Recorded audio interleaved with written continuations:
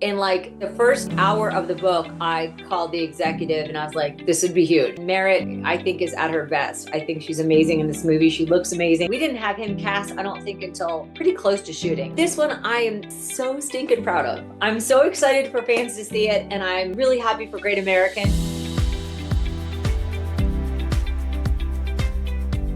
Hi, everyone. Welcome to the Heart in Motion podcast. I'm so excited to welcome to the podcast Riley Weston. How are you doing, Riley? I'm so good. Thank you for having me, Stephanie. This has been a long time coming, so I'm happy that this is the first time we get a chance to meet, and I'm just excited to talk to you.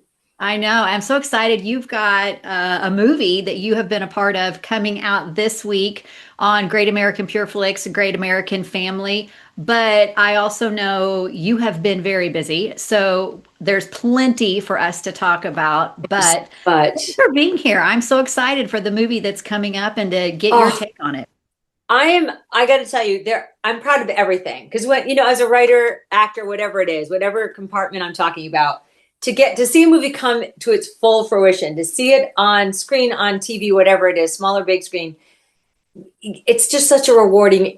Very few get to where you want them to go. Like, you have big hopes and dreams, and I get ideas all the time, whether it's for a song or a movie. I could be driving my truck, I could be walking the dog and start singing a song, and then going, okay, I'm recording it, I've written it, it's out on an album. Like, that's amazing. Same thing with like writing a script. It's like, you get this crazy idea, like, is anybody else going to get it? And this one in particular, I had the most amazing Melissa Ferguson, who had the best book. So it was a whole different scenario. But still, to watch it, like, to have an executive and at a network say, we love this idea. What do you think? Hey, can we do this? Can it work? And this one especially was hard for those that have read the book, is there's a lot of inner dialogue. It's a lot of the lead character, Savannah, writing what she's thinking and writing her book within the movie. So there's a lot of inner stuff. There wasn't a lot of like scenes to pull where we could say like, okay, this happens with this person. It's a lot of it's in her head. So that was tricky. But this one I'm so stinking proud of. I'm so excited for fans to see it, and I'm really happy for Great American to have. It's taken the rom-com trope that we love, but it's kind of added. It's not a mystery. It's not a straight up rom-com, but it has these elements that are just kind of bring this rom-com to a new level. And Merritt, I think, is at her best. I think she's amazing in this movie. She looks amazing, and she's always good anyway, but the supporting cast is great. The lead actor is kind of newer, and he's wonderful. I'm super excited. I'm excited for everybody to see it. I got to watch it just a couple of days ago. You mentioned the author, Melissa Ferguson. Yes. We're talking about Meet Me in the Margins. Yes. So I'm curious, how did you get involved in this project and this whole idea of taking it from book to our screen? It's all Great American Family. It was all their idea, and it started, I think, maybe it was like August or September. They kind of mentioned it. I was shooting a thriller, which we think is going to go to Lifetime, but I was a part of rewriting that script, but then being in it as one of the leads, which was completely amazing. We shot in Chicago, and I was also rewriting Christmas at the End for Great American, when that topic of, hey, we might have a book coming up, and I'm like now, or because I was getting a little bit, it was spreading a little thin there, and I was like, so like, in a month or two. And I was going into shooting Have We Met This Christmas, and I had written that with Danica. So it was like I had a very fine little window here, and I said, I don't have time to read it, but if there's an audio. So I downloaded the audio book. Actually, my dad did, which was adorable. And I listened to it from Nashville to New York. And in like the first, I think probably hour of the book, I called the executive and I was like, this would be huge. This is a great one. Like, and so when they gave me the green light to start writing, it was, it's daunting, right? Because I love rom-com. I love the whole vibe. I love the movies. I love the books. I love every part of it. So big screen, small screen, doesn't matter what form, audiobooks. So to take somebody else that had written such a great, solid story, and then, you're left with like picking out the best parts and then taking parts that don't translate right to the movie version and try to somehow equate that into the same moments that would have taken 197 pages in this one storyline and make it happen in a 2.5 minute scene. And that was that was different for me. So, but I hope I did it justice. I hope she thinks I did it justice, but it was definitely, it was all Great American. It was their idea. They found the book. And if I'm not mistaken, they might have another one of Melissa's books coming up for Christmas. And I'm just honored that they chose me to adapt it. And I hope I did it justice. Have you adapted a book before? I have, but not one that has been produced. Only because when I first started out writing, I came in as an actor first, that I didn't know how to write a script. I knew what kind of projects as an actress I wanted to be in. And when I first started writing, I didn't even know how to come up with an idea. So I remember going to like Barnes and Noble, the bargain basement, books that they had for like $2. And it was a Halloween weekend. And there's a book called Moonfall. And it had like the raised cover, like the gargoyles, like, ridiculous cover. It was like $2. And it was about an all-girls boarding school, that was run by obviously satanic nuns, because that makes sense. Yeah. And I thought, this is fantastic. So I bought the book, read it in like 2 hours. Like, this is so great. This would make the greatest like thriller horror movie, campy, fun horror, which is what I like. And found the author, optioned the book. I've re-optioned it now. I don't know how many times. I still want this movie to get made. I've renamed it Unholy. Certainly not Great American Family vibe, but that was like my first kind of foray into doing it, and realizing like you can't use everything, right? And some stuff does not translate. And it's always hard to kind of figure that out. I did that one. And then I did another one that hasn't been made yet, that I did more as a trial thing, another rom-com one. It was a Julia Roberts movie that she had optioned. They didn't like the first few drafts from their A-list writer. We'll see whatever happens with that someday. And then I did my own book. I wrote one book once, won some awards, and I adapted. Ironically, I wrote the script first and then wrote the book. So I kind of flipped it. Mm-hmm. So that was like my script that I wrote was kind of the treatment for the book. So I did it backwards, but yeah, I love doing it. I love book adaptations. So is this the first one then that has made it to the screen? Yep. What a celebration. That's awesome. It's really congrats. Cool. It's really great. I hope I get to do a whole lot more. There's Jenny Hale's an amazing rom-com writer. Yeah. She has her own publishing company now, and she has other new writers. And Jenny and I have been talking about collaborating for probably the last year and a half or so. So I'm hoping this year we get some other projects moving forward that I can adapt some of her books and her writers as well. So I visited about a month ago with Sarah M. Eden, who's I think written 100 books now, and she has been. I think they're actually filming right now, like their third book into a movie. They're in Ireland, and she talked about, especially when you love the book, you love all the parts of the book, how difficult it can be to go, I can't take this many pages and whittle it down. So for you reading, or I guess in this case, listening to this story, how did you decide what needed to stay in the story and what needed to be left behind? That had to be so difficult. It was so difficult because I'm such a fan of Melissa's and the book, right? So it's interesting because, and this is where like the past few movies, not just with Great American, but just all my rom-com kind of journey here, I know exactly what we have time for, right? And you have to focus on your two leads. So if I start deviating off, like in the book, for instance, her best friend Lila is a country artist. Yeah. And of course I was like, she's blonde, petite, she sings country. I have to have this part, right? I was like, it's gonna be me. And then, and I was the one that went to them and I said, this character can't do that, because Merritt's character, Savannah, she's already in the same business and she decides she wants to do something more. You can't have your two lead females both wanting something more from the same company. Then they look flighty, and they're in their 30s. Like, they're adults. They should know what they're doing and they should know what they want to do. If you have them both not secure in where their journey is and where their future is, it's okay for one of them to say like, I want more, but you can't have both. And it just seemed like I just said, we got to. So right then and there, you have to kind of cut that whole storyline, which was tough because, especially being a country artist on another, part of my life, I was like, oh, this is so cool. But then it's also like, if you have a country artist, you've got to show her singing.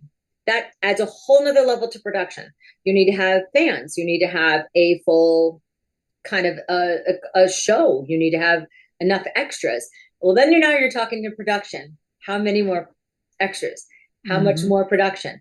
Are we going to use this set again, or is it just for a one-off? If it's for a one-off, it's not worth it. It doesn't pay in the budget. So there's all these things on the production side that as a writer, you just think, I just have to be creative and just write from my heart. No, you don't. You have to write with a budget in mind, only having a certain amount of characters, only having a certain amount of characters that actually speak enough in a certain amount of scenes.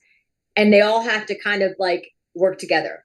And do all these characters just take place in one location, or do we have to have them in multiple locations? Well, that's going to get harder. So you have to start thinking kind of as a producer almost, or on production, to kind of help get things made in a very short amount of time with a very specific budget in mind. So some of it is answered for me. Like, we physically can't do that. And I know we can't, no matter how much I want it, no matter how much I love it, it can't work. A good example of this one too was there's, again, with a country artist, and they're at a show, and then our two leads get to go there, and they're interacting, and they're playing, darts, and it's a cool bar vibe. Well, we're not going to have a bar vibe necessarily on Great American, right? So that's already, so even if we have a show vibe, well, everyone from the office would be there. That doesn't work because that's too much money right there, right? So it's too much of the same, too many people in the same place. Like, it's not in the budget. So then you have to go, okay, cutting all that out, how do we show William, who has kind of been uptight and very, one-sided businessman? We need to show him be human and fun and kind of like loosening up that tie a little bit. And I came up with a different scene where Lila still gets the credit for creating this whole like dog rescue event or pet adoption night, or dog adoption night. And so she gets a little credit for doing something other than work. So she's not just all about work. But we see William in a whole nother side, like kind of creating this whole persona with him and Savannah, kind of like saying like, oh, yes, we were going to adopt the dog, and making up this whole story where she's like, who is this person? And we did in 2.5 minutes, 3 minutes, as opposed to a whole nother set, tons of extras, way above budget for bringing in the whole cast. And that's the kind of stuff you have to kind of fine tune to figure out what's the same feeling we can get from what was a great storyline that does not play into TV network. So I think that's so important for the audience to hear, yeah. because many times, especially with the book adaptations, Yeah. they're so committed and connected to that book. Yeah. And then you hear oftentimes when the movie happens, why didn't they keep it like the book? And you just 100%. can't a lot of times. Yeah. I was doing an interview earlier, and and it was funny because she had read the book and she was like, but why? Like, and there was like, and I had to say, well, this, and this. And she's like, oh, I never thought about it. And it was like, it was so great. I'm like, right? Because it's things that we watch it not thinking about it, but all the stuff that has to go in behind the scenes, then you're like, oh, that makes total sense. You never would have thought about it if you didn't hear the explanation behind it. And even for like the authors that are like, oh my God, how could you have taken that moment? It was, and it's right. You're right. But there's only like, so we have 1 hour and like, 23 minutes or something to get all of this out from all the juicy stuff. And, there's a couple characters that got combined in this one too. We don't have 20 people in the cast. There's 10, maybe 11. And of those, like 2 are the leads, 2 are the supporting, and then the rest only have a couple of days. So you've got to kind of work it where take all the important parts and making sure like you can kind of divvy up who gets to basically portray those parts to get the right vibe across at the end. But it's a tough one. It's always a tough one. And you hope you're tiptoeing around, hoping you're making the right decision. And hopefully I did. When you were listening to it, were there things in the story that you were like, immediately you knew, no matter what, this has to be in? Yeah, 100%. Well, we knew the book, like I listened to it, like there was so much inner dialogue and there's so much of her writing the book in her head. And then that's hard to portray because it's one person just speaking, right? That could get really old really fast. Yeah. So there was like, okay, where she's talking about the book, she can talk about it in her house. She can talk about it with Lila. She can, yes, still be in her head about it as she's writing it, but where she's doing it in this secret room to make sure that room changes, right? So it's not like we're seeing the same thing, which is why, whoever her secret editor is like adding different things and making it new and fresh so that we're not seeing the same set. Direction was great, production was amazing, which helped us portray that story, I think, even better. But there was, I more so, yes, like as much as I love certain moments that I knew had to be in it, there were certain moments that I actually knew absolutely could not be in it. Yeah. Yeah. And that was almost easier for me to go like, okay, no, that will not fly. That's not on brand. So how can we take that feeling and make it on brand to fit the network? That would also make the readers happy, right? So it was, the book had, her sister was kind of a little bit of a nemesis, and that's not really on brand for family to kind of, and the parents were great, but there was no space for parents. So there's a couple things that immediately I'm like, okay, if we got rid of those, then it brings our cast down to this, and this number could maybe work. And so it's like a puzzle. Did you get a chance to talk to Melissa Ferguson about it? So it was whatever you thought was what was going to happen. Yep. And that's also scary, right? Because you're like, yeah. Oh. I mean, I would have loved to have talked to her about it ahead of time, but almost I probably would have been swayed only in a good way, because she'd been living it for so many years and I'd been living it for a month. So I don't know if it's better or worse. It was just different. I had one executive I played off of, and then of course Bill, the president, and two executives there that we kind of had a couple of like, hey, how do we want to handle this? This is my thought. Go, go, go. So it was really whatever we could do to take the important parts out to make it a solid movie without losing what made it so special and different, which I think it really is. Yeah. Yeah. So at the end of the whole process, what would you say was the hardest to adapt? Like what part of the process was the hardest for you? The hardest for me was her writing the book within the movie, because a lot of it, again, when you're listening or you're reading, whether it's the audio or you're reading the book, you can read it and you get it. It's not like it's you don't feel like it's getting overdone because you're just reading it, and you're reading it probably in pieces. In a movie, you're back to back to scene to scene to scene, and there's no breaking. So you have to find a way for it to be fresh every time she starts talking about her feelings or her writing the book within the movie. And a lot of the times too, she's talking about comparing the lead character in her book to herself. So then you're like, now we've got the book to the movie to so that makes it a little bit more. That was the toughest part, to make it fresh each time she opened her mouth to start talking to herself as she's writing in the book. But again, Merritt, I owe it all to Merritt and Melissa, who had the idea, but Merritt, who pulled it off with such eloquence and grace and humor, and just her awkwardness when she was like writing about the characters and how it affected her as, the actress. And she did such a great job. I mean, I don't know anybody else that could have. This was a lot was on her shoulders. Yeah, she did a fantastic job of, like you said, keeping it fresh. Yeah. Your script partnered with her going in, and just the way that she navigated that, I thought was done really well. Thank you. I think so too. I'm super excited about this one. I am. Did you hand off the script and then you were done? Yeah, pretty much. And that's pretty much it. The only times that's different is when I get to be in it, which is I love more than anything, because then I can like watch it literally come to life before my eyes. Otherwise, I get done and I've usually already got the next one lined up and I'm going right into it.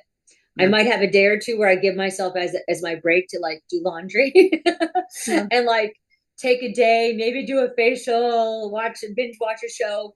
But pretty much in the past like 12 months, it's been like kind of overlapping one after the other.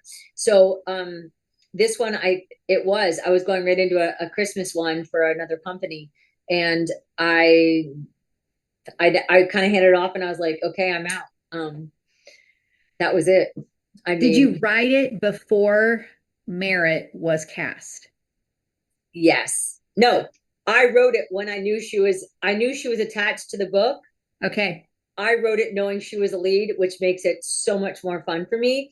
And this was our second one that we did. I did one for Lifetime that she was starred in. It was like a dark, wonderful Lifetime movie with Chris Klein and her, and they were amazing. And she played this naughty, naughty girl. And so this was fun to write for her because I knew exactly. I did not know Liam at all, so I had no, and we didn't know who was gonna. We didn't have him cast, I don't think, until pretty close to shooting. Yeah. I kind of knew. I heard Marissa Brown was going to play her friend, and Charlene Amora was going to play Giselle. That was cool because I'd worked. They had been in one of my movies that I wrote for Christmas, so I knew of them, but I didn't know they were going to be it either. So it's always more fun when I can go, I know who I'm writing for. Yeah. But this was just, and I knew it was Merritt. That was it. And that was enough for me. It's fun to kind of visualize as I write. I mean, I didn't go to school for writing. I didn't train to be a writer. All I know is as an actor to put myself kind of male or female, old, young, doesn't matter, in that body of, and I can almost hear the voices as the actor. And that's where I write from, which is why it makes it so much more fun when I know who it is. Absolutely. Yeah. Yeah. Well, I wondered if you knew, because I've heard from other people that have said, well, when you know who you're writing for and you know them, it really does change the game. It does. It changes like the cadence, right? It even changes like every pause she might take that I feel her taking before she's even read a word. Like I can see you know what I mean? I just feel it differently. So it's always more fun. And yet there's something thrilling not knowing how it's going to come to life too. Not knowing how it's going to be said and who's going to take it to a whole nother level that you ever anticipated, which is equally as fun too, for a different reason. So have you seen the final version? No, I saw an early screening of it. Okay. I saw it, and I always try to hop on whenever Bill, president of Great American, he does these great little like screeners ahead of time, little focus group things. And I always try to hop on to see a little bit of the movie, to see if there's anything I'm like, hey, this doesn't make sense, or this continuity thing, which is rare for me. I more so go online because I like to see what everyone else is writing. Yeah. And I just like to like see and I don't know if you were on that night. I think were you on the screener night? I signed up for it, and then I had something pop up and didn't get to join this one. It was, to me, and now that you've seen it, you'll understand, it was amazing to see. There's probably like 160 people on our show, to see everyone's opinions on who they thought it was. And it was everywhere from like William's mother, Mrs. Pennington, to her best friend trying to help, to the new editor that was hoping to help her, to Sam, to William, back to the mother. And I'm like, oh my goodness, this is so great, because in my mind, I've lived it for so many months. I was like, it's only one person in my head. But to hear everybody else that was so new to it, that hadn't read the book, that had no idea what they were about to watch, and they had all these other ideas, which I loved, because I'm like, okay, this is kind of cool. Like, good for Melissa, good for me, good for the network, that we kept people guessing. So, and then the one thing that wasn't in the book is the little tag at the end, which I did the 1 year later thing, which I just thought everyone kind of needed. We could have ended it at the end. It could have been fine. They figured it out. They're good call. We know they're going to end up together. That's not a big deal. Everyone knows that's how it's going to end happily ever after. But I just love that little 1 year later kind of a thing. Like, everyone needs to have their last moment. And I love that. And thankfully the network agreed with that one. I just love that last little, like, everyone got their due, even Mrs. Pennington, who just got the little wink at the end. I just thought we needed to see that full circle come around. Totally good call on that one, for sure. Thank you. Yeah, for sure. Yeah. And, honestly, I had rented the book from my local library about a week and a half ago, and I had every intention of reading the book and then watching the movie. But sometimes I don't like to do that. It's like, and I went ahead, I started reading it, and I was like, no, watch the movie, because I wanted to feel it like somebody who hadn't read the book. Right. I have to say, like, in my mind, I'm thinking, I think I know who it is, but I could see how you could spin it and the love story still work out, but it actually be somebody else, which I think was so good for this story, in that you're still rooting for them as a couple, whether he is the person or he 100% is the person. That's a great way of saying it, Stephanie. And I totally agree. And I hadn't really thought about it like that.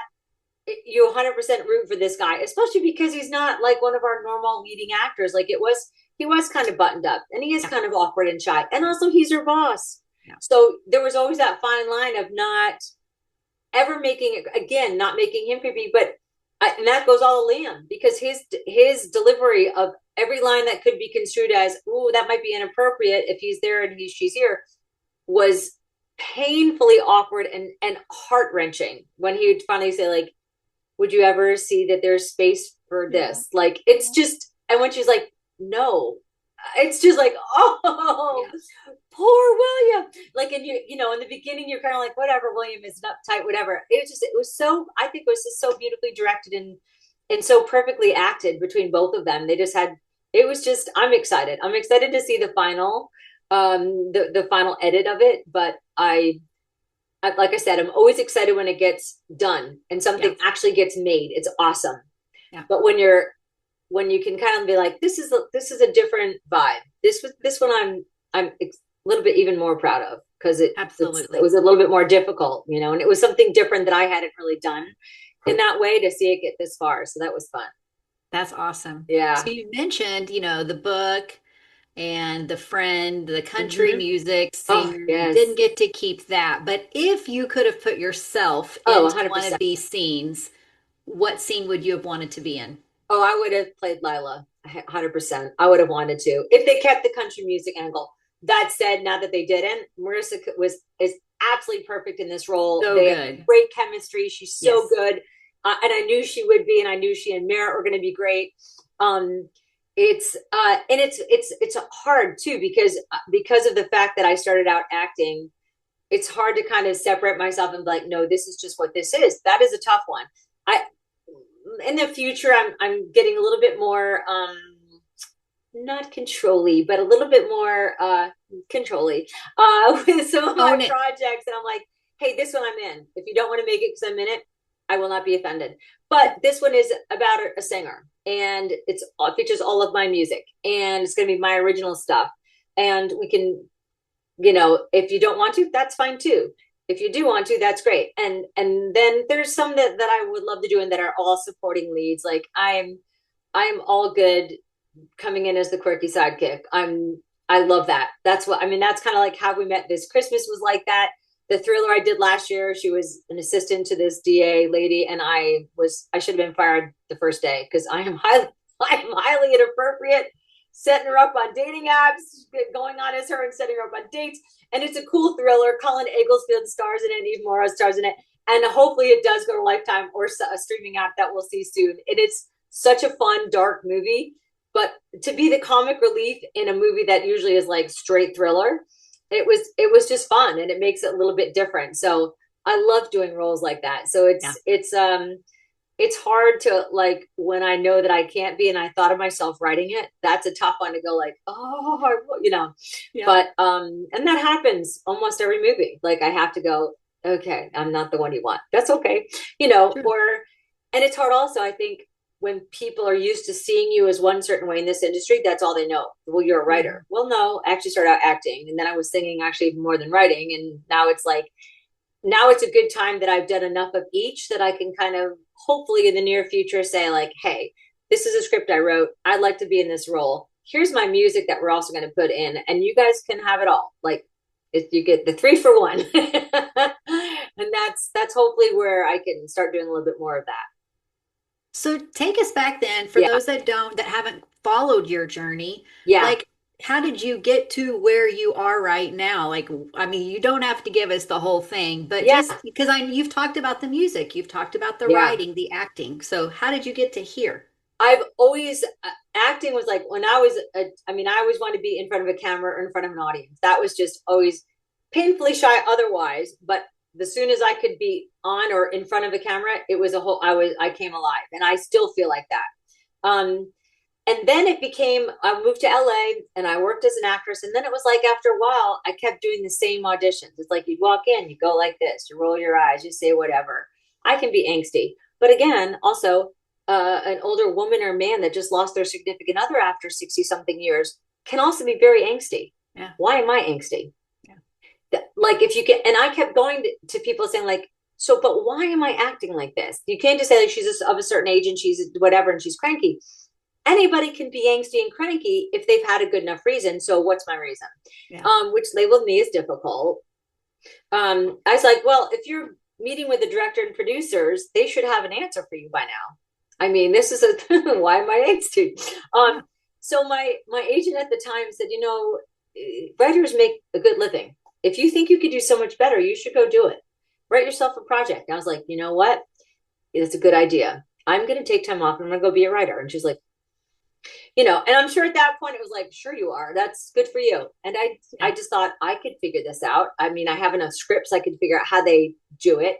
And then that took me into like saying like, okay, if I could be in anything, what would I want to be in? And create. And from that point, like I always say it was my God gut, because I have no idea where this stuff comes from half the time. Going like, okay, well, I'd want to be in a show that was like about a family, but it was dark, but it was also funny, and creating like these characters and around me. But then the writing kind of took off. And then it was like, okay, well, I just thought, okay, well, I'll just start writing stuff for me. And if I can sell it with or without me, it's at least it's one more credit. So I started kind of letting it build that way. And then I lost my sister to breast cancer. And that kind of was before she was diagnosed. It's in my family a lot. I do a lot of work with Susan G. Komen very proudly. I raise a lot of money and awareness every year that I had made a commitment to my sister and to anybody that's gone down that path to try to put an end to it. And before she was diagnosed, I just started feeling like I am not meant to be in LA anymore. I was really not happy. I was not happy just continuing to write stuff that I wasn't passionate about, although it was a job. And I thought, this is like, I couldn't really sing country music in Los Angeles. I could, no one cared, And I thought, well, that little voice was like, pick up and go, just go. Do it. Mm-hmm. And before I could convince myself this was completely and totally insane and I didn't know anybody, I had basically canceled my rental agreement, packed up everything, sold what I could, and moved to Nashville blindly. So that, and then I was like, I spent a lot of years like learning how to write songs. No one knew when I first moved here. Like I had 5 songs. That was it that I wrote in my head. Nobody knew I didn't know how to co-write. I had no idea co-writing was a thing. I was like, what do you mean you have to co-write? I read all my movies by myself. Why can't I write a song? I couldn't play the guitar. And that I just started like learning a whole nother industry that I just knew I could sing. That's all I knew. And I loved to sing. And then I started working with people and co-writing a lot of songs and spending every day focusing on music. The music industry has kind of changed so drastically in the last like 10 years that I was lucky. I've been able to open up for some great people like Montgomery Gentry and Lee Brice, and I play the Bluebird often, and other great places like the Listening Room in Nashville, and I love it. I just know that it's not a living unless I'm going to do that full time, which I don't want to do full time. I want to do it part time. So at that point, I was like, okay, I've got all these songs now and I can write when I feel like writing. But I need to get back to writing movies. And I started writing movies again. And then that kind of thought, well, let's just go back to writing as many movies as we can. And I worked a lot with Hallmark and Lifetime. And then when the split came, I did one with Great American and had a great experience. And, it just we had been talking about doing more. And then between COVID and between the guild strikes, and as an actor, I was on strike, as a writer, I was on strike, and everything kind of changed after that. And for me personally, I still have another project at Hallmark, but it slowed down to such a place that I knew that if I was going to continue writing, I couldn't do it as a guild member. I was not making enough money to pay my mortgage or pay for a truck payment or pay for a fatty pants Joe Bob, who, is quite high maintenance as it turns out now. So I made the decision knowing that a lot of the networks were working with non-union writers. I did not feel comfortable not telling anybody that I was doing it and using a pseudonym and sneaking it in through the back door. And I told the Writers Guild that and said, I have to leave because of that. And that started the Great American Family. When they knew that I could actually work with them, they said, we have a project. It was Cindy Busby's last movie, her Christmas movie, and they needed help with a big rewrite. And I had like 5 days to turn it around, and they were shooting in a week. And that started our ball rolling. And that kind of became this little snowball effect over there with Christmas movies and bringing us to now. Yeah. Now with more movies that have come in, I'm kind of trying to like go, like I said, some of the movies I'm going to be in, if people don't want them, all good. I'm just going to keep writing them in my spare time so that they're ready to go. And, Yeah.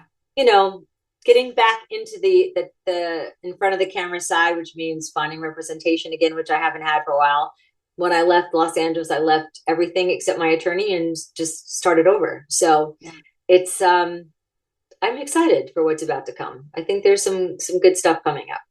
It's, That is so cool. yeah, it's So been a how ride. many, It's been what a a ride. Absolutely.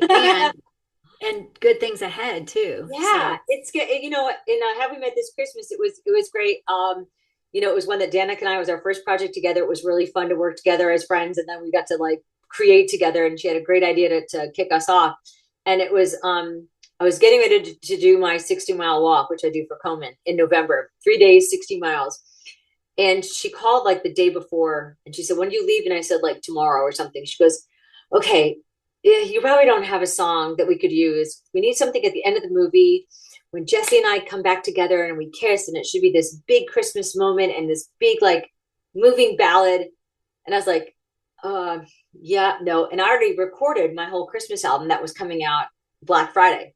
okay. And I was like, oh, girl, how much time do I have? She goes, "Well, you can't. You're leaving." I'm like, it was like on a Monday she called me and I was leaving on a Thursday. And I said, just give me a couple of days. And I remember like walking the dog just thinking, and I kept hearing The Love of Christmas and I Mm. kept singing it. I came up with lyrics and I sent them to my friend and I said, "Listen, I we have one day. I leave. We have to record this tomorrow." And he's like, "Do you have music?" I'm like, "No." He goes, "Do you have all the lyrics?" I'm like, "No." Also, no. I have no idea how I'm going to sing it, but I have a couple of ideas for the chorus. I'll see you tomorrow at 11 o'clock. He's like, "Riley, we cannot. This is absurd." I'm like, "I'll see you tomorrow at 11. Yay." And I tell you what, Love of Christmas, I don't know how we pulled it off. I don't know. I remember sending a picture to Danica, like, "I'm in the studio." She's like, "What are you doing?" I'm like, "Writing the song." I'm like, I love it. and it's in the movie. Yeah. And it's exactly as we both pictured it and wanted it. And the music, everything was like, it just came together. And that ended up being, I ended up throwing it on the CD at the last minute. It became the title track. And I hope I can do more of that, where I can Yes. like, you know, in my head, I'm like, what better person do you want to write a song that wrote the movie, that knows every little moment where I got goosebumps, like that So true. has to have those, like those special moments between the two stars, that the actors that you're like, we need this moment here. And this is what they would say if they could speak it. Mm. It would be this, and have it in a song. So I'm hoping that there's more of those moments Mhm. that I can collaborate on or be a part of. That's amazing. Yeah, that's so cool. And you think about like you see these actors out there and they're like, "Oh, we're going to hire them because they can sing and they can do this." And I'm thinking, Right. that's exactly what you're doing right now. Yeah. And you've got that lens to think at it about it from those different Right. perspectives, which I think is Right. so much more valuable. It is, and it's funny. I have no interest yet in directing. I really don't. Even though I've been told I write like a director, which is really overdoing every single. I see it in my head how I Yes. write it, but I do love producing. I love the creative side of it. Like, and also producing by default, when you're saying like, we can't have this many characters, Yeah. we can't have that many locations, or You're can you already take doing these that. two, right? And I'm already kind of doing that, so I kind of Yeah. feel like, okay, I'm already a little bit there. But the goal to be like taking my songs and putting them in a movie that I get to perform and sing and that Mhm. I've written so I can see it. And there are a couple of those that I'm hanging on to that I'm super excited about. I just need to, find others to make it as excited, get excited as me. So, what haven't we seen that you can share Okay, so let's see. We've got you've already Maybe been involved in? Margins right this week. We have a Christmas one coming out.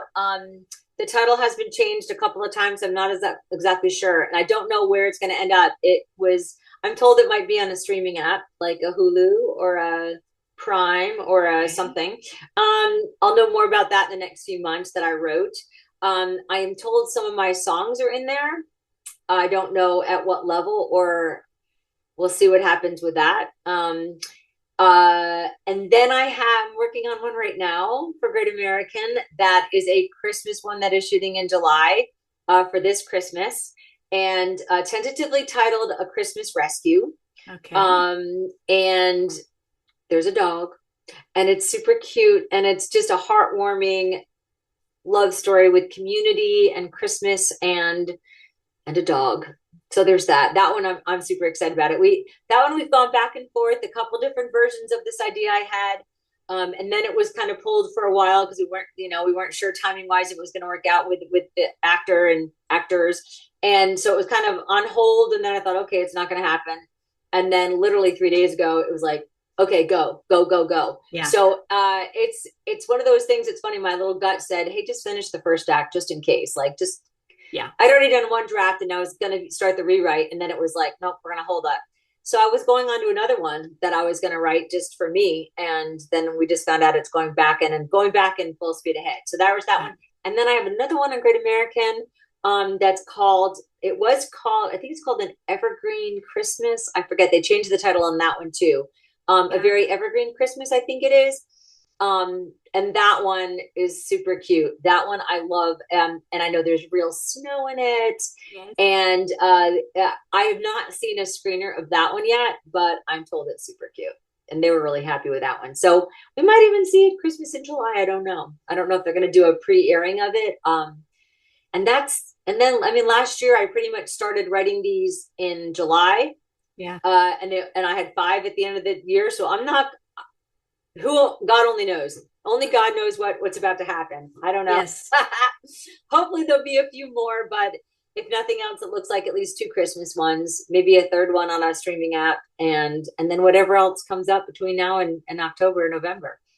So it's interesting to me, having done this podcast now for about a year. It's getting close to a year and a half. One thing that I've really learned is embracing that uncertainty. And I hear so often from the people that I talk to where it's like, we'll see. Who knows? Yeah. Is that something you've gotten used to, or is it still unnerving at times? Oh, I'm a Virgo, so it is 100% unnerving. Like, look, my checkbook's in pencil. Like, I am that girl. I will find the penny.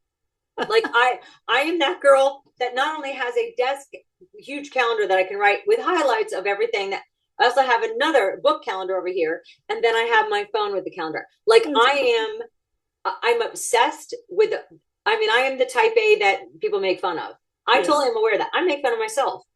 So to not know, it was literally last year, in like May or June, I was like, what am I going to do? Like, Writers Guild it's not like they're not happening as often as they were.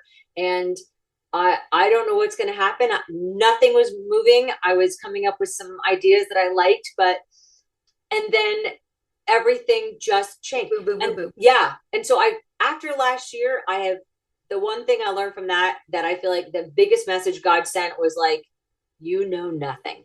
You say you don't know nothing, but I don't think you really believe that you know nothing. So I'm going to show you that we went from 0 to 100 in literally days. And then it was funny when I was writing Have We Met This Christmas, I had started that with Danica, and because we were writing it like kind of in tandem, like she would take scenes that she was doing with Jesse and I'd do all the family scenes and stuff. And we knew in advance that I was going to be Brooke as the cousin in the movie. And so it was kind of like we both knew that we're writing for each other, and we also knew Jesse and stuff.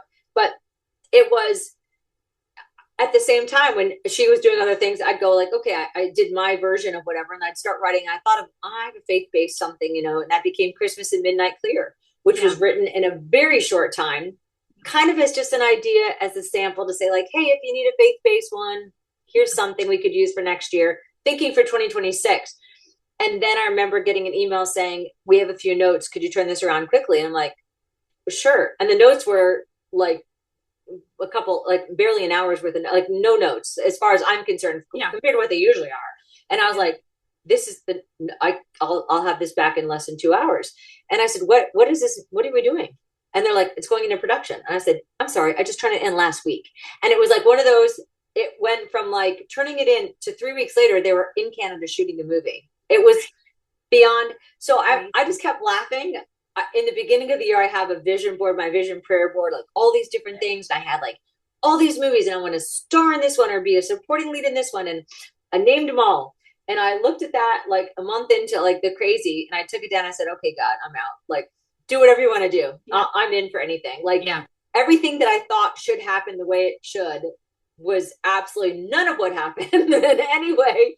And yet movies that I didn't even know existed in my head and in other people's that I got a chance to like go in and do a quick polish or rewrite on, that I was honored to be a part of, came to life. And I never would have imagined or could have. Probably better than you would have even thought of, right? 100%.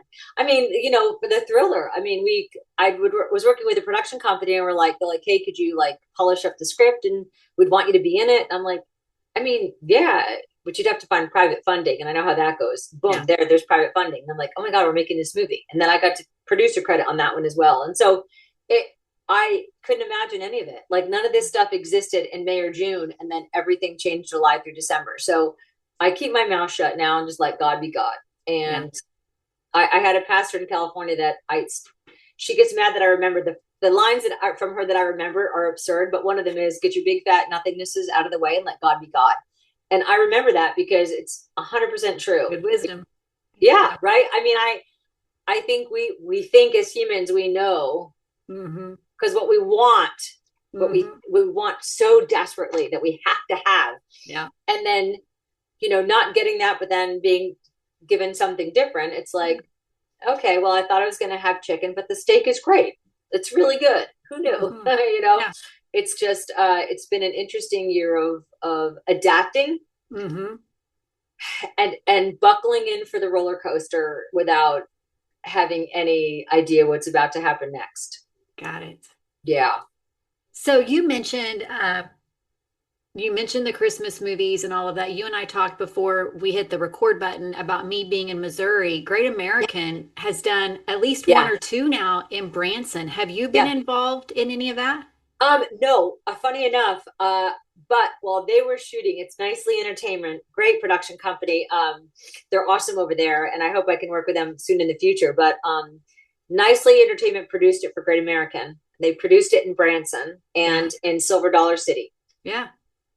I was writing a movie, the one that might be on the streaming app. Okay. I was helping them location scout, the producer, location scout at the same time they were shooting the Christmas in the Ozarks. Got it. So I got to like see friends and like, meet everybody from Nicely. And that was super fun. Jonathan and I knew each other. He had just done a show with me at the Bluebird. So I got to see, visit with him, and Julie Grace Riley's a good friend. So it was nice to kind of like say hi, even though I was on a different project. It was kind of fun. And Missouri, the tax credits right now are killing it. Are they really? That's everybody come to Missouri. Come on. I'm telling you, there is, in Branson, there is an inn, the Bradford Inn. I don't know if you know the Bradford Inn. I'm very familiar with we're talking, this is 25 minutes from my house. Okay. So Todd and Stacy, who run it. I don't know them. My parents have stayed there. We actually got them like a B&B anniversary gift one year at the Bradford Inn. So. I love Todd and Stacy who own it. I'm obsessed with the inn. Yeah. And so when I was coming there, John said, you have to stay at the inn. I'm like, you really get an inn? He goes, Riley, you have to see this inn. It's the most, you're going to freak out. You're going to love it. It's going to be inspiring. You have to be here. So they wanted me like closer into town at a hotel. And I was like, I'm sorry, I'll pay for myself, but I'm going to stay here. Yeah. And so I went a couple of days early, and I just fell in love with the town. I fell in love with the inn. It is amazing. And I have written a pitch called The Christmas Inn, about a girl that was in Nashville who had her heart broken, and her career was kind of burned. And she kind of goes back and lives with her aunt and uncle at the inn that they own, Todd and Stacy's Inn. And I've already sent it to Todd and Stacy. I'm like, I love you guys are the first one to read this idea, because it's going to take place there. I'm not making it. We have to shoot there. And, two guys from the military end up, bringing a gift to my aunt from her husband, my uncle, who passed away while serving. And they want to like basically close it full gap, and they want to be respectful and bring the present to her. and it's at Christmas time and they've heard all these stories about the great Christmas Inn. Like this is the way, they listened while they served, they heard them tell these stories, and they get there and the inn is not how they expected it. And it's been kind of, they just kind of like they just had let things go. And they're grieving still. Yeah. And there was so much music involved there. And my character, who used to be a big part of that, has kind of like given up that side of her life. And they end up staying for a day or two to kind of help out. And they're both musicians as well. So it's kind of a different take on it because there's two different guys and they both play. And it's kind of like a cool little, like, which one's it going to be kind of thing. Yeah. And, but Todd and Stacey were the first people I said it to. I'm like, we're shooting this movie at the end. I don't know who's going to make it yet. I don't have any money, but God, hear me now, right now. We're making this movie there at your inn and it's going to happen. And I mean, I just like, I love it there. I love it. I mean, Branson's got, yeah. The thing is with Branson is, I mean, of course, it's like, Jesus version of Las Vegas. Sorry, right? You are 100% right. It is 100%. I totally It's the Jesus version of Las Vegas, but uh-huh. It's got mountains, it's got the lake. I mean, you could shoot so many different scenes in Branson. Mm-hmm. I agree. I 100% agree. Yeah. I mean, all of it. And they do so much around Christmas time. And the whole Chamber of Commerce is great. Yes. There's a woman there that runs it named Heather, who's amazing. And she has been like, everybody has been, they were so kind and so welcoming. And I'm telling you, this movie is going to happen there. I don't know how. When it happens, you'll have to let me know. I'll come down there and just be cheering you on. Oh my gosh. We'll do a special behind the scenes. Do it. It's just it's amazing. So yes, that one, it should be a good, hopefully there's even more coming up. There's, I've got a production company that works with another network and, there's some movies going out over there too as well. So we'll see where they end up. I don't know. So it's exciting. It's definitely exciting. I still say one of my favorites of yours, because it's one of my favorite hallmarks, is hold on, let me get the name of it. Christmas? You know which one I'm gonna say. Is it Christmas? It's Christmas. Good Morning Christmas. Yeah. First of all, I'm a huge Mark Lucas fan, first of all. Mark. All the way back to his movie with Katie Holmes. But that was, I will say what I do like about what Hallmark's doing right now is they have found a way to bring a lot of comedy back into many of their rom-coms, but it's not cheesy. Like, I'm like, that's actually funny. And that was one of those that I thought had a really good balance of the romance and the comedy in the rom-com. I agree. That was one of my favorite movies ever to write. It was during COVID, so I didn't know it was going to happen. We went back and forth that summer. It was like, it's not happening. It's not happening. Hey, can you do a rewrite right now? Sure. Hey, can you do another rewrite right now? Sure. Hey, Ellie and Mark have notes. Can you do? I'm like, sure. I was making Labor Day weekend before it started shooting. On that Tuesday after, I was doing a massive rewrite that took 48 hours straight. God bless my stepsister Donna in Syracuse, where I was. My dad was recovering from triple bypass and a valve replacement, and I was with them in my stepsister's house and her husband, and they have a big, beautiful house. And I just kept moving from floor to floor, room to room to keep awake. And God bless my sister, who just kept filling up coffee and bringing me food. She's Italian, so I kept getting pasta. I kept saying thank you. And that kept me going and then I was finishing, it was like 1:00 in the afternoon. And they were like, I thought you said it was going to be here. I said, it's literally like 10 a.m. there. I just need 7 more minutes to finish reading. I had my mom reading as an editor and my best friend, Lauren, who were reading because I hadn't slept for 2 days. And as I was writing, they were reading it to say, hey, you have a typo here, you have this there. And then it started shooting. That was it. I love that movie so much. I have fought to try to get a sequel. Because I feel like if any movie deserved one, I feel like if for nothing else, when Mark picks her up at the end on that carriage, and I'm like, as a writer, I can write it and imagine it, but not those two together were fun. Those two are so good together. Stupid great. Unbelievable. Yeah. I love that movie. I loved everything about it. I love the comedy in it. I still try to, and I kind of tried with maybe in the margins, put a little bit of comedy in there. Yeah. And it's different networks. So you have to, there's certain things where comedy is, it's got to be handled differently. Yeah. So I push as much as I can. I got a little bit more in there's a movie I did with them called A Harvest Homecoming. with Trevor and Jessica. And there was a couple things that I wrote for Trevor that I knew were pushing the envelope of the comedy. And it still is in there, thank God. And Trevor has such a great way with comedy. So that was fun. I love adding it wherever I can. And he can deliver it. I don't think a lot of people know that he's a funny guy, but he can deliver it. He is so funny. And we still to this day, whenever I write him, I go, hey, like, and the line in the movie is like, hey, it's for horses. And he's like, and it's such a, and she's like, what? And he's like, yeah. And it's so awkward.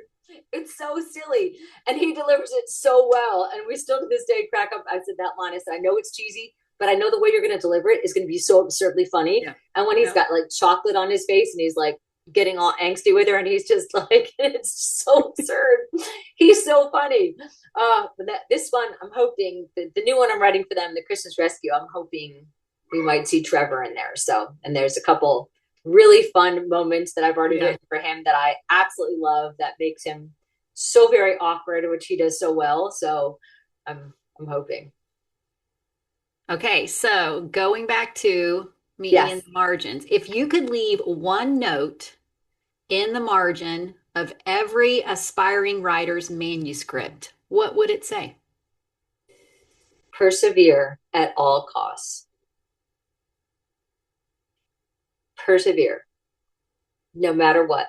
And listen, there's going to be a lot of at all costs, and I mean all costs, and also do not stop. And that's the hard. Look, it's my message to myself every single day, Stephanie. And it has to be, because otherwise I would have given up a long, long time ago. It's, and you know, since you've seen it now, like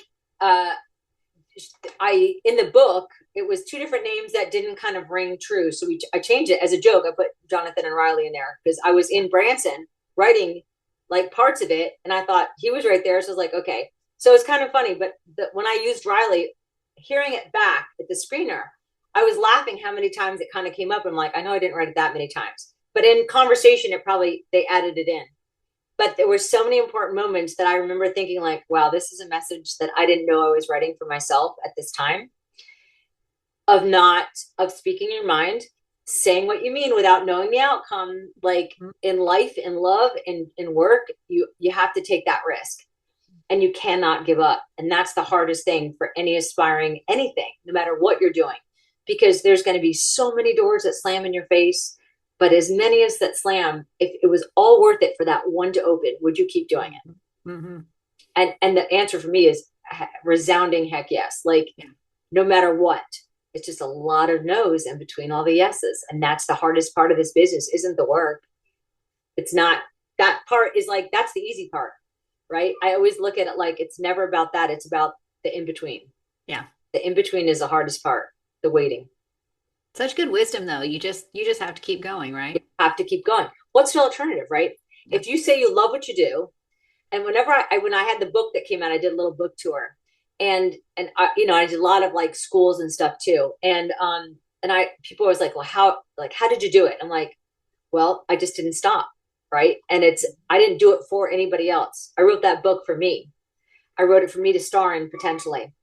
Yeah, the biggest thing I always tell people, I'm like, it's not the work. You're going to love the work. That's why you're getting into it, because you love doing what you're doing. Yeah. But let me ask, and I always say this when I used to go to the schools, I'm like, but I want to ask you this. Are you okay with missing birthdays? Are you okay with missing anniversary parties? Are you okay with missing prom? What if you get a movie, the biggest movie that you could be in as an actress? What if it's not even that big of a role, but it's a good role? Would you miss prom? Would you miss going to college? Would you skip it? Like at what level are you willing to persevere? Because they're saying like, oh my God, I'll do anything. Okay, here you go. Here's your next year. You don't get to leave your house. You don't go on any dates. You don't even go to Walmart anymore on a Saturday night at 8 p.m. and bless them with your pajamas that you wear. And I am speaking of myself when I tell you this story. You don't stop. You just write every single day. Or you're thinking of writing, or you're screaming at the computer and you're swearing at yourself because you can't think of what comes next. And you're waiting for that moment to like strike gold, to go, that's it. That's the moment I was waiting for. It just took me 4.5 days, but God bless America. I know where I'm going now. Yeah. Are you willing to do that? It's CMA Fest. I haven't been to CMA Fest, not for the past 4 days. I love music. I sing music, and I'm writing a movie. You're writing a movie. There you go. And so Somebody today calls, was it's a what you day do, of, right? like, right? There's Sundays are usually like my day to like just chill. Well, no, this is 4 interviews back to back to back, because there can't be another day, because I have to keep writing, because this movie has to shoot in a month. Yeah. And there's no script. Yeah. So there's that.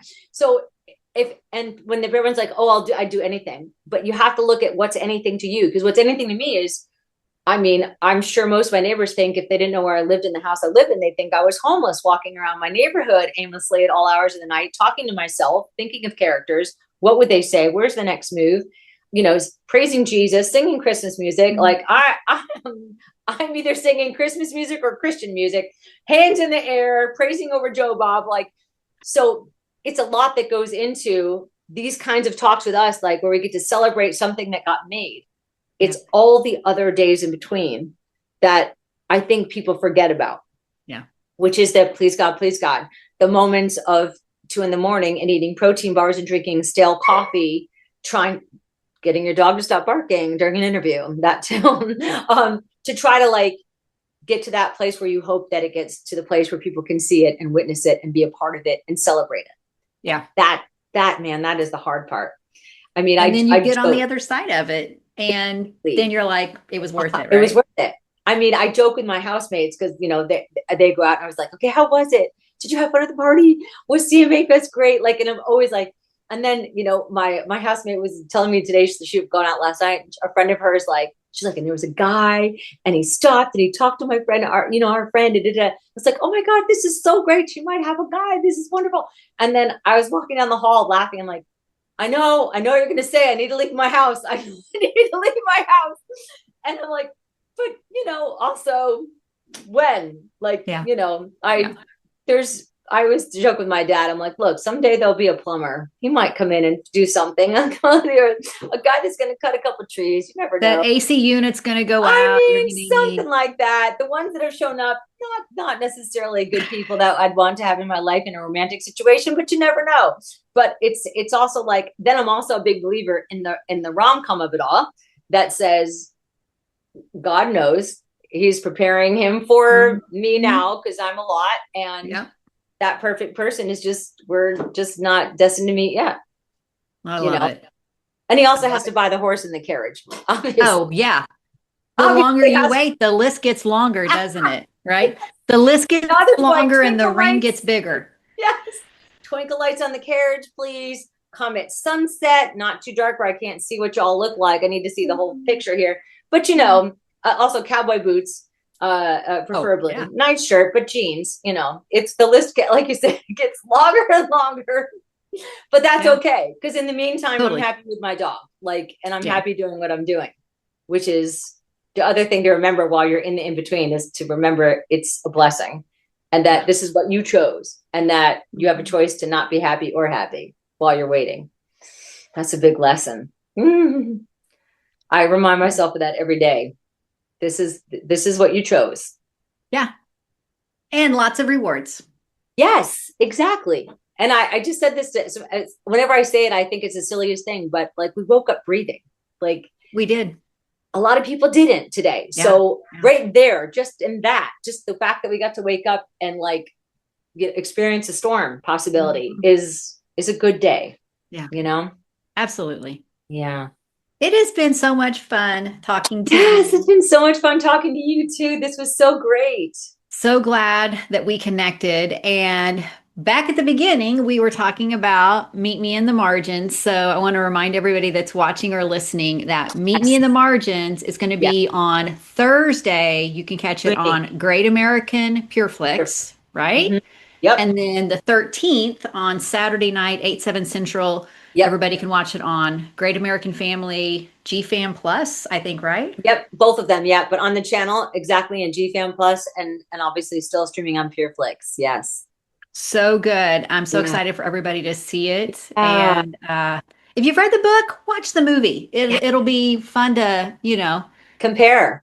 Especially now you know all of the why behind, and you're all set up and ready to go, right? Yes, and have at it, man. Write me and tell me what you didn't understand, and why did I have to take something out? Oh, that's good. Or change it. It's definitely, now that you've heard the behind, whys, it's always a whole different thing when you start thinking about it, like, oh, characters, oh, locations, oh, this, oh, that, too much, to this. It's so much has to go into every little scene, you know, which is, again, when you pull back the curtains, it's not all pretty and not all easy. We hopefully make it look easy, but it's definitely not. Well, we're so thankful that you took the time to talk because, I think that, we can sit on a Saturday night, on a Thursday on streaming and watch these movies. And it's a good, hour and 24 minutes for us. But when we know all the behind the scenes, it makes it cooler, we'll say, just to know those things. I And mean, know all the stuff that went into it. Like, absolutely. it's I mean, it's funny there. And also what I keep forgetting to also mention too, is they'll notice that the names of, obviously in the book, but the actual names of the publishing house in the movie had to change because there's rights and we have to make sure we don't so we had to go and like find other like names, like the name of the book that she's writing. I couldn't use that name of the book that she wrote in the book. So I had to come up with a new title. I forget what even the title was that I used. But like everything had to change because of our rights situation. And they have to go through all kinds of, all these clearances. And we had to change names because clearances wouldn't give the names change. So it's like, even though they were perfect, there was nothing wrong with everything that Melissa had written in the book. It didn't pass clearances. And since it was taking place in this state, you have to make sure that different stuff isn't going to conflict.